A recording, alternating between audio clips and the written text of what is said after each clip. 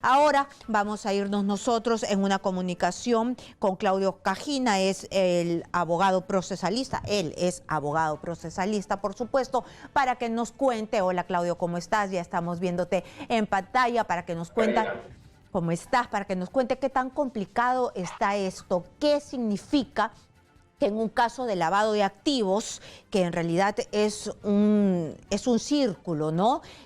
Sale la plata, o sea, es alguien que se beneficia, se da todo el círculo y está el fruto de lo que te has beneficiado, ¿no? Entonces aquí está Vladimir Cerrón, están las cuentas, están la coima, está cómo consiguió la coima, que es el dinero, puede ser de los brevetes, de las obras, de coimas, y regresa él que mediante casas, cuentas, lo que le han encontrado en el banco. ¿Qué tal complejo es que ya haya una tesis fiscal donde se encuentren testaferros, donde se congelen cuentas, donde haya un aparato donde se hayan identificado miembros de una organización criminal, ¿no? Me retrotrae a temas como Toledo y todo esto que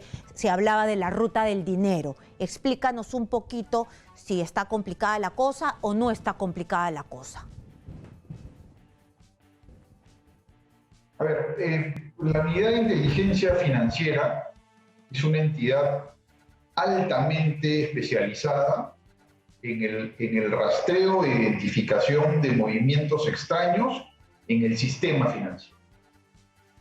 El proceso de generación de riqueza y acumulación de ahorros es un proceso paulatino que se genera en el tiempo. Es un proceso rastreable, porque los depósitos dejan huella y conforme se vayan generando, se van acumulando.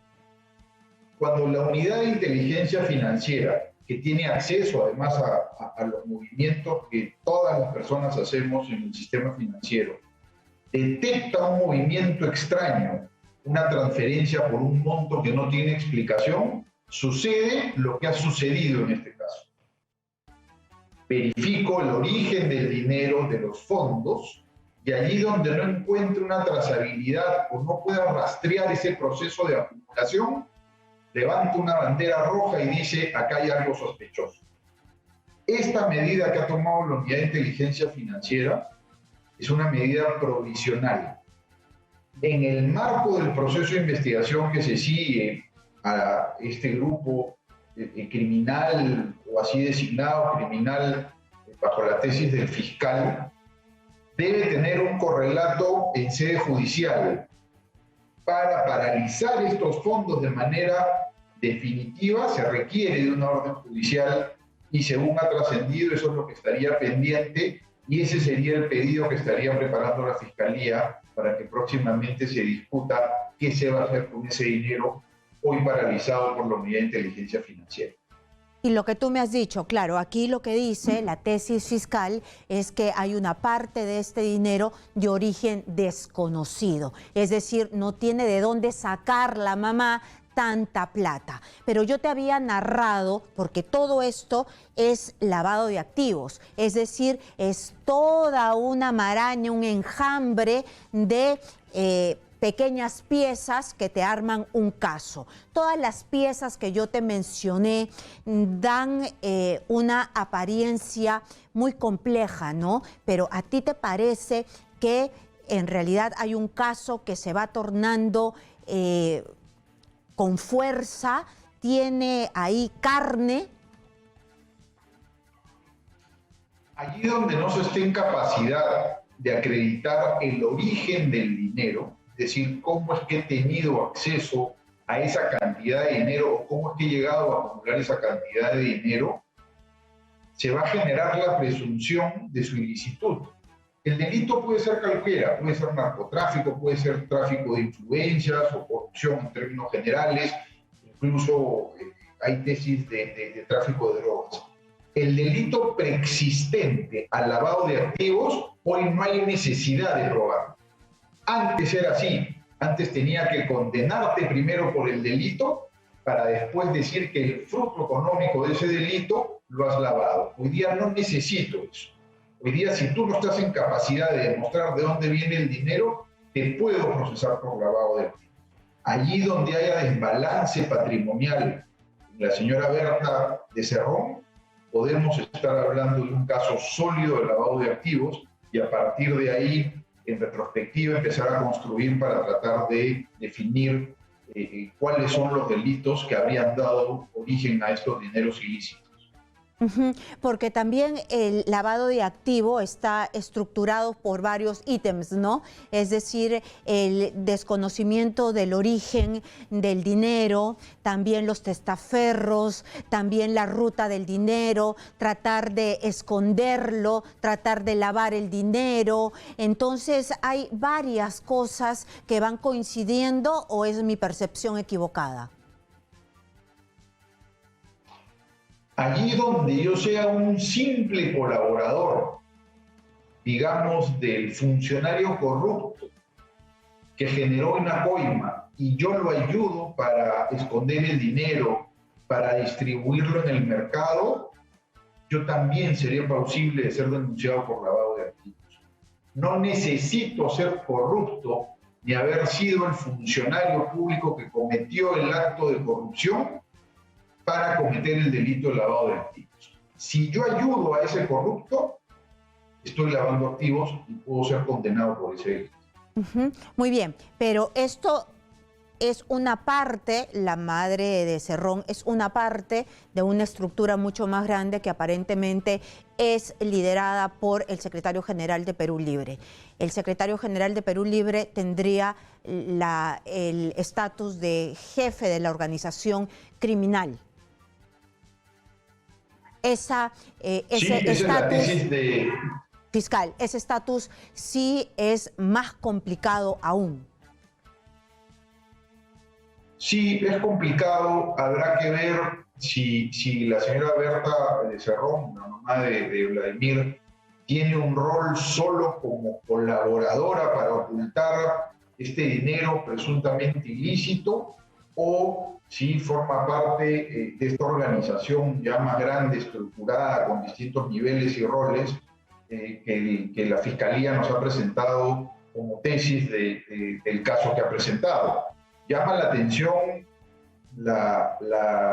el importante rol político que hemos visto de la señora Berta en actividades políticas, lo cual podría llevarnos a pensar que no se trata de una simple colaboradora o ocultadora de dineros ilícitos, ¿no? Ahí yo creo que hay que profundizar las investigaciones para tener más claro el escenario que enfrentamos. Muy bien. Yo quería, por favor, Claudio, que escuches una declaración que me dio ayer el abogado de Pinturita, que tiene que ver con los dinámicos del centro, para que tú me digas si esto está bien, así se actúa en la justicia o no. Por favor, escuchemos juntos. Entonces usted me dice que, bueno, el único que no pasó por la cárcel porque se fugó fue Cárdenas, ¿no? Entonces, y los otros estuvieron porque... La cárcel, ¿no? Cuando hay una detención nadie va a la cárcel o a un penal, sino va a la comisaría, ¿no? Bueno, a la comisaría, usted sabe, como yo le digo, mucho más que yo. Entonces, usted va a pelear en el ámbito penal y le tiene mucho respeto a la sala, como me lo acaba de decir. Quien sí no tiene ningún respeto pues es Cárdenas, porque él se ha fugado, pues, ¿no? Y usted va a tratar de solucionar esa situación. El hecho de no entregarse no es ninguna falta de respeto, como le digo, es un ejercicio de una defensa material como tal. Yo poniéndome en el caso pues de ser investigado, de tener una medida tan grave, tendría que pensar muy bien en cuánto me beneficie no entregarme o no, porque tenemos que entender que estar en un penal es un acto destructivo para la persona cuando no se cumplen las garantías mínimas que deben tener. Usted me acaba de decir que no va al penal. Pero usted me acaba de decir, se ha pronunciado el mismo Estado, ha declarado que está usted me acaba de decir que no va al penal, que no cumple las condiciones mínimas. Usted me acaba de decir, en ese sentido, señor, sería incluso transgredir contra uno mismo, contra la integridad de uno mismo. Me acaba de decir que no se va a un penal. Entonces, ¿qué tanto miedo tiene?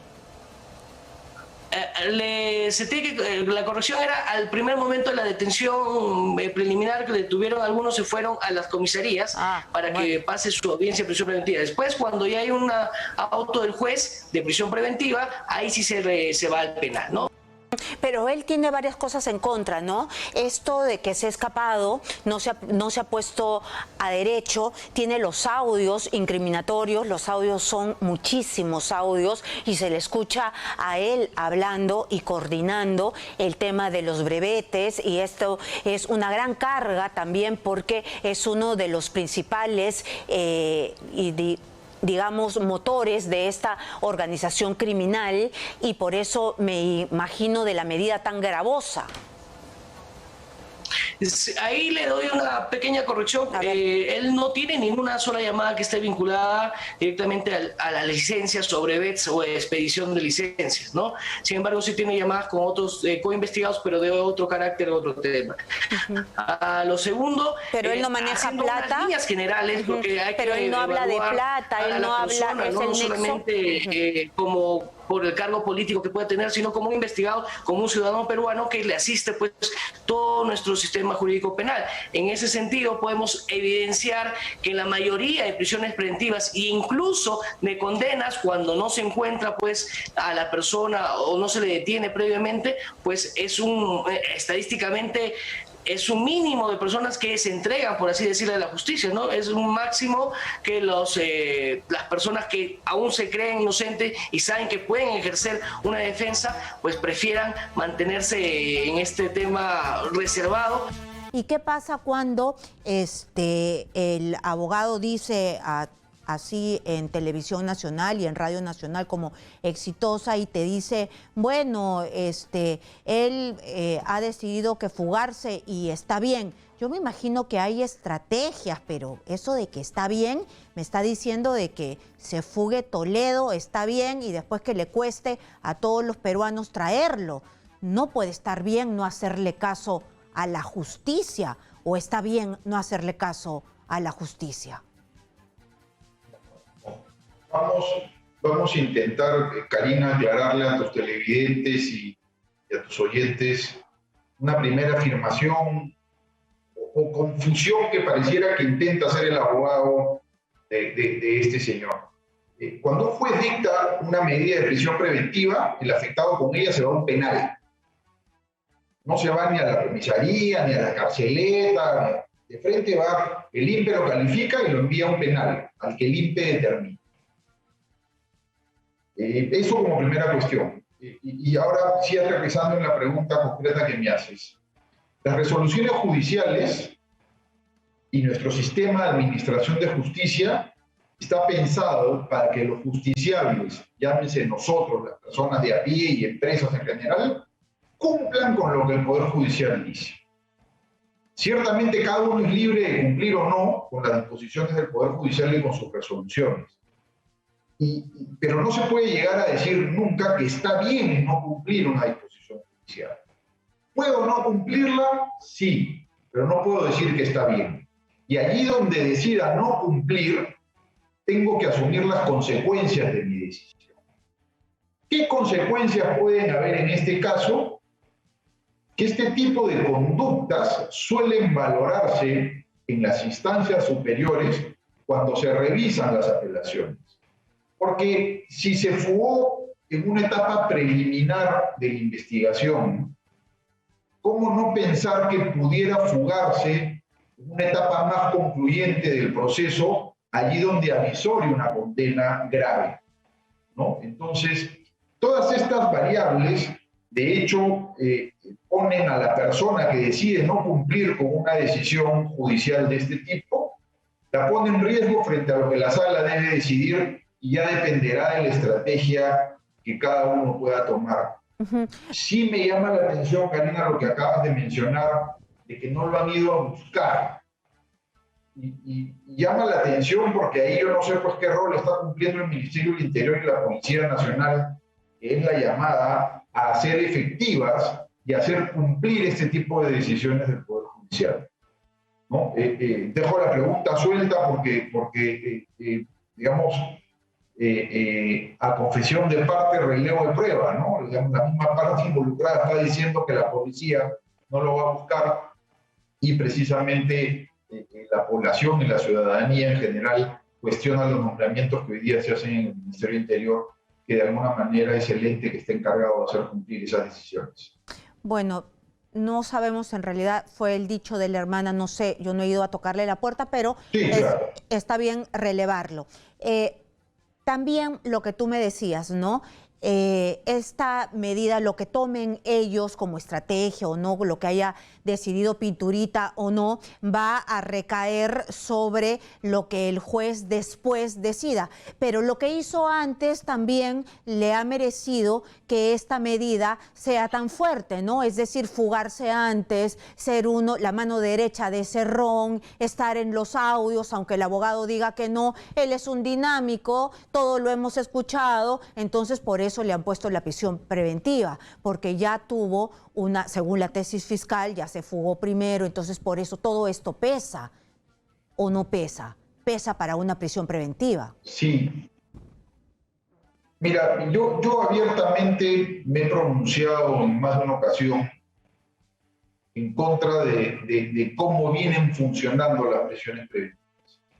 Yo creo que hay que repensar el sistema, creo que hay que generar incentivos para hacer las investigaciones y los procesos más rápido, sin necesidad de tener a la gente en una prisión mientras esto ocurre.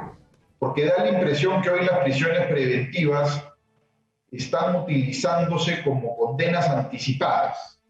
Pero al margen de esa discusión que es compleja, que quizás implica revisar el modelo procesal que tenemos, tal y como está funcionando hoy día el Poder Judicial, sin duda alguna, la medida dictada por el juez está más que justificada. O sea, evidencia de prueba de haberse cometido un delito grave razonablemente existe. La pena que se impondría por ese delito es superior a los 4 años, sí, lo supera largamente. Y hay riesgo de perturbar la actividad probatoria, el proceso, la investigación.